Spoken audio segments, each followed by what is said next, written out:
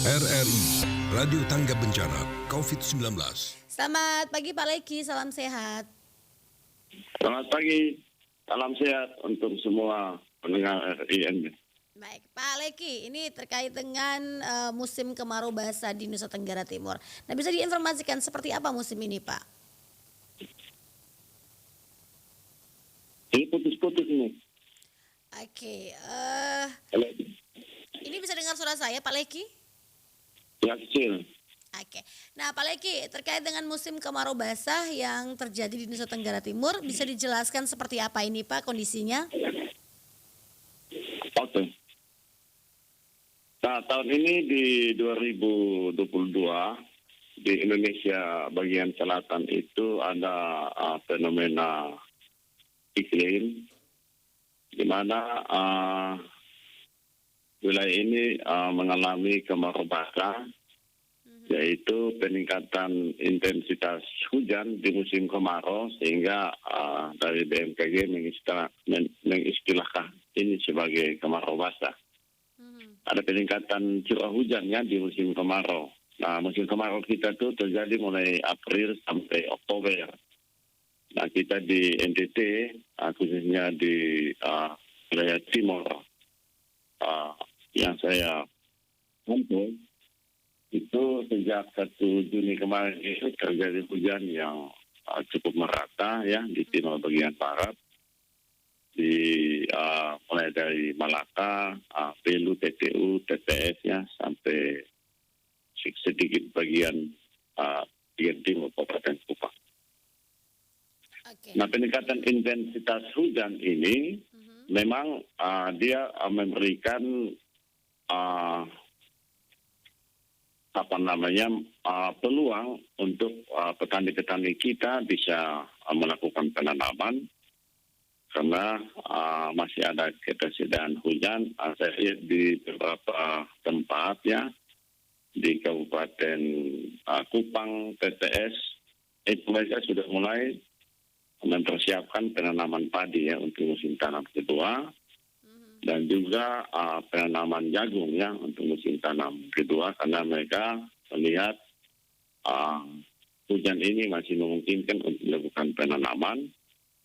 Dan terutama di Malaka, musim kemarau basah ini memang terjadi terus-menerus dan ini menjadi kebiasaan petani untuk mulai melakukan penanaman di bulan Juni. Ini setiap tahun mereka lakukan untuk wilayah-wilayah tertentu dan kemudian untuk wilayah-wilayah yang lain untuk fenomena pada 2022 ini juga mereka melakukan persiapan penanaman. Namun demikian juga dengan penambahan curah hujan ini bagi petani-petani yang sedang menanam dan persiapan panen juga tentu ini menjadi ancaman sehingga kalau tidak diantisipasi bisa menimbulkan kegagalan panen. Nah, karena itu kita menghimbau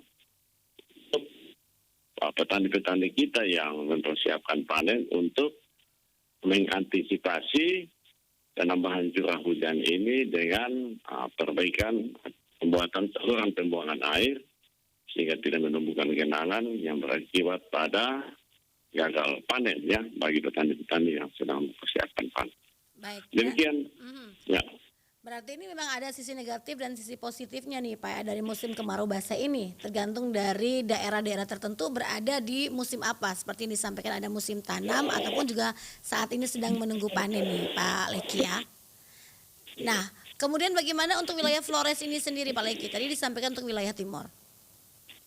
Ya, kita di wilayah Flores tentu menghadapi kondisi seperti ini juga melakukan treatment yang sama ya, penanggulangan yang sama baik di Flores maupun di Sumba, karena termasuk di Sumba juga itu juga mengalami kondisi yang sama ya. Tentu saya belum menerima kabar dari Flores, tetapi tentu berhadapan dengan peningkatan curah hujan itu tentu dia tidak berbeda dengan musim penghujan, sehingga berbagai hal harus kita antisipasi. Untuk yang pertama itu menjadikan itu sebagai peluang untuk meningkatkan mempersiapkan penanaman sekaligus menjadi ancaman untuk kita bisa mengantisipasi, mengambil langkah-langkah di lapangan sehingga peningkatan curah hujan itu tidak menimbulkan kerugian bagi petani. Hingga tadi kami himbau agar semua petani yang mempersiapkan panen ya pada musim tanam satu kemarin itu untuk betul-betul mengantisipasi peningkatan curah hujan ini sehingga tidak menimbulkan genangan yang dapat mengakibatkan gagal panen. Itu kira-kira. Baik, jadi memang usaha preventif sudah dilakukan ya, apalagi dilaporkan BMKG terdapat 21 zona musim dari total 23 ZOOM di NTT yang telah memasuki musim kemarau. Nah, mungkin apa yang bisa disampaikan himbauannya kepada para petani, Pak Leki, silahkan. Ya, ini memang hal-hal fenomena seperti ini sudah terjadi hampir setiap tahun dan ini akan terjadi puncaknya itu di Juli Agustus sehingga kita menghimbau untuk semua petani boleh melakukan persiapan penanaman, tetapi juga koordinasi dengan BMKG setempat untuk bisa dapat informasi yang pasti. Tentu koordinasi ini melalui Dinas Pertanian ya, atau penyuluh-penyuluh pertanian kita untuk bisa memberikan informasi yang benar ya, berdasarkan data-data BMKG sehingga petani-petani yang mempersiapkan penanaman itu tidak mengalami kerugian ya, akibat gagal panen ataupun gagal panen.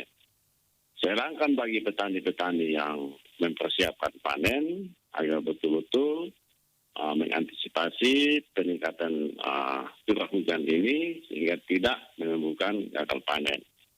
Nah, ini semua tentu satu kondisi anomali yang setiap tahun kita di NTT hadapi. Nah, karena itu betul-betul informasi, data, dan keputusan-keputusan untuk kebijakan produksi di penanaman maupun panen benar-benar harus berkoordinasi dengan teman-teman BMKG sehingga nanti kita bisa mendapatkan informasi yang benar, informasi yang valid sehingga kita bisa mengambil keputusan untuk menanam, memanen atau tidak menanam. Itu kira-kira. Baik, terima kasih Pak Leki informasinya pagi hari ini. Semoga ini juga menjadi pencerahan bagi para petani kita di NTT nih Pak ya. Baik, terima kasih. Selamat pagi, sukses, salam sehat selalu. Salam sehat selalu. RRI Radio Tangga Bencana COVID-19.